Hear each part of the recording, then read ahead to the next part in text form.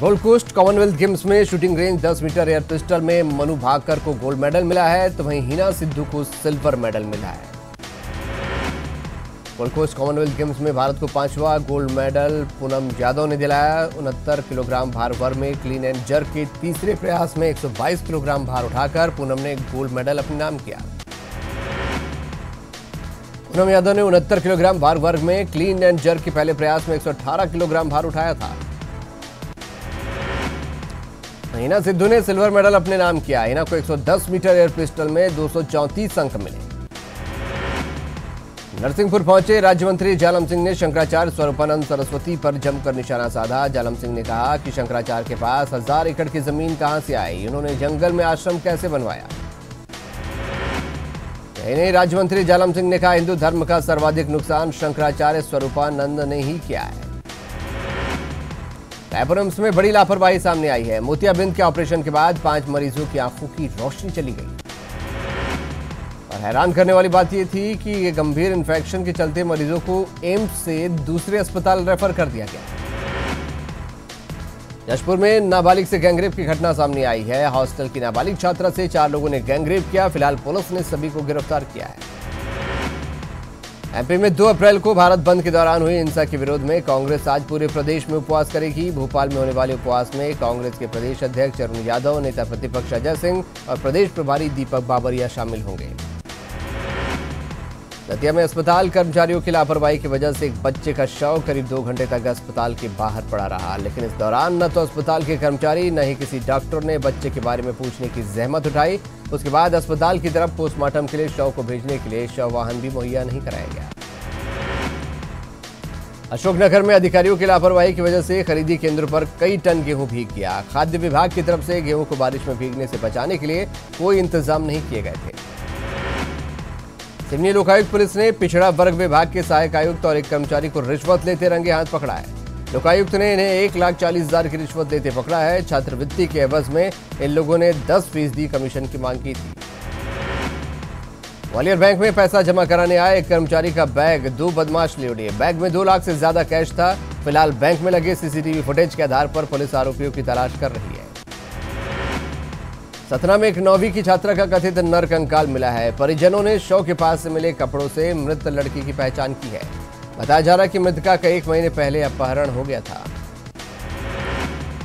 पाकिस्तान की कराची जेल में बंद भारतीय नागरिक जितेंद्र अर्जुन वार के वापस हिंदुस्तान लौटने की संभावनाएं तेज हो गई हैं। शुक्रवार को भारत सरकार ने पाकिस्तानी विदेश मंत्रालय को जितेंद्र अर्जुन वार के कुछ दस्तावेज भेजे, जिनमें तय हो जाए कि अर्जुन भारतीय नागरिक ही है।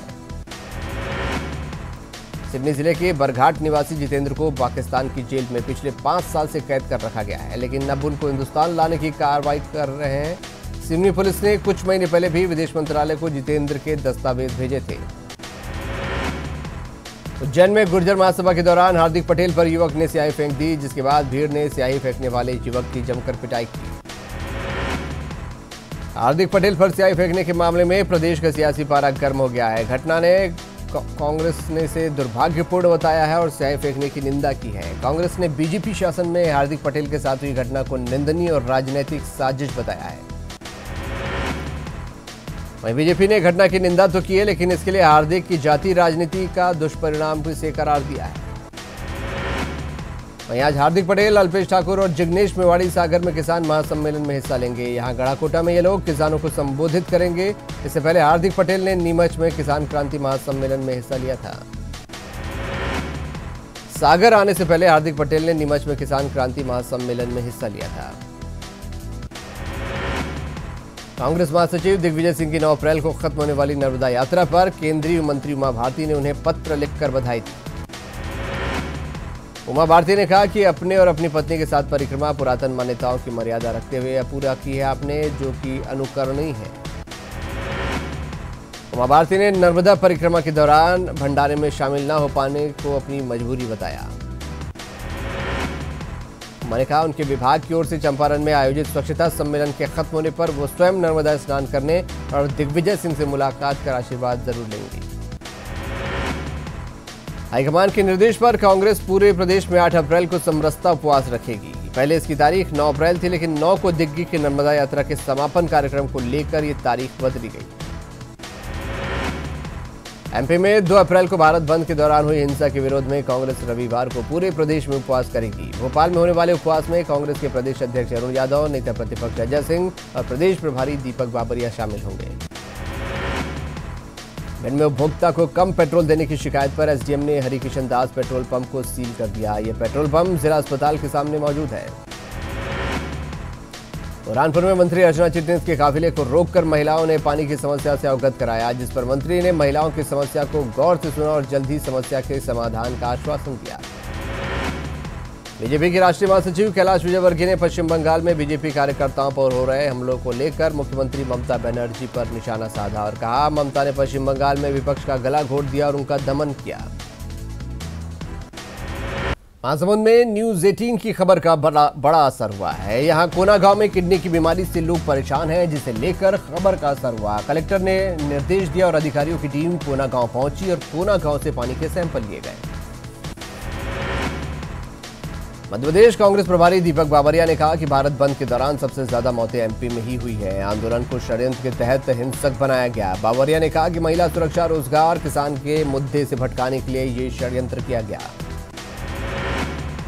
छिंदवाड़ा के सांसद और कांग्रेस के वरिष्ठ नेता कमलनाथ ने पार्टी में किसी भी तरह की गुटबाजी और घमासान से इंकार किया। उन्होंने कहा, एमपी में कांग्रेस की तरफ से मुख्यमंत्री का चेहरा कौन होगा, ये पार्टी अध्यक्ष राहुल गांधी तय करेंगे।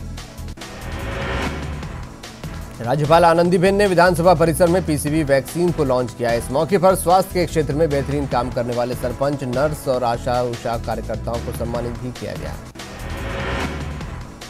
जबलपुर में ब्रिटिश स्कूल ऑफ इंग्लिश में एबीवीपी के कार्यकर्ताओं ने जमकर हंगामा किया। इन लोगों ने स्कूल संचालक अनुराग सोनी की तस्वीर पर स्याही फेंकी।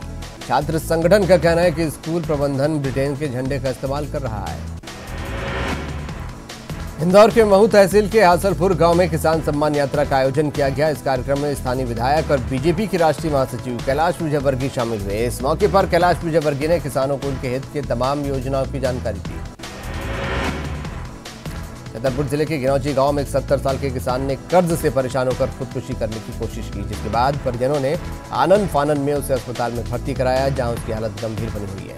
परिजनों के मुताबिक किसान हरलाल अहिरवार पर 18,000 रुपए का कर्ज था। शिवपुरी जिले के पोरी कस्बे के शासकीय कन्या हाई स्कूल में एक शिक्षक अशोक शर्मा ने फांसी लगाकर खुदकुशी कर ली। मृतक के पास से कोई सुसाइड नोट नहीं मिला, जिसकी वजह से आत्महत्या के कारणों का पता नहीं चल पाया।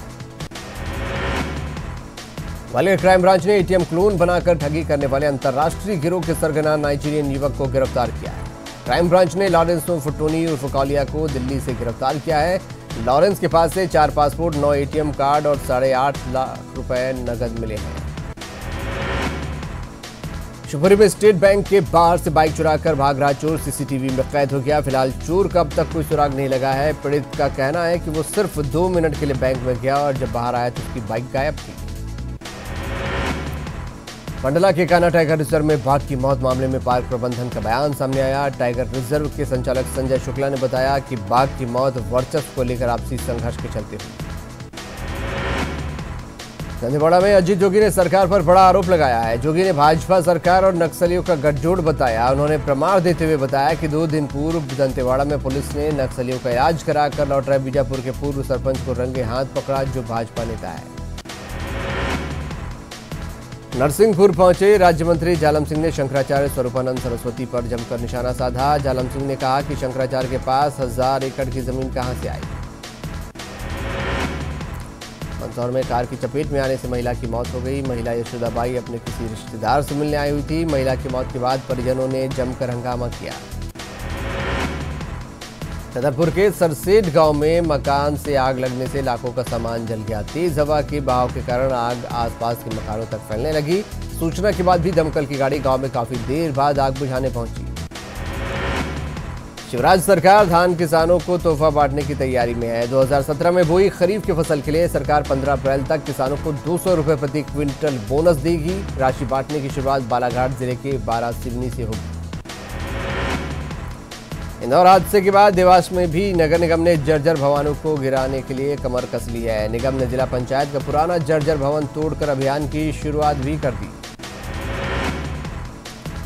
उमरिया में मीटर वाचकों की हड़ताल से बिजली उपभोक्ताओं को दिक्कत हो रही है। हड़ताल की वजह से बिजली मीटर की रीडिंग नहीं हो पा रही, जिससे वसूली का काम प्रभावित हो रहा है।